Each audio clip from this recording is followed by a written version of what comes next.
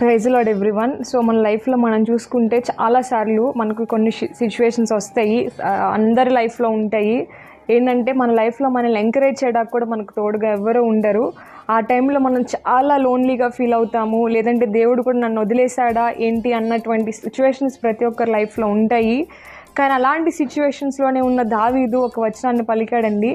అది నిజంగా నన్ను ఎంతో ఎంకరేజ్ చేసింది. అది చూసినప్పుడు అంటే దావీదు తను వాక్యంలో బలంగా ఉన్నాడు కాబట్టే ఆ సిచ్యువేషన్స్లో ఎవరు లేనప్పుడు తనని తను ఎంకరేజ్ చేసుకోగలిగాడు.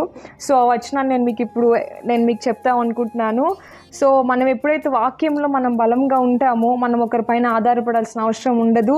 మనల్ని మనం ఎంకరేజ్ చేసుకోవచ్చు, దేవుని యందు ఇంకా మనం విశ్వాసం కలిగి ఉండొచ్చు.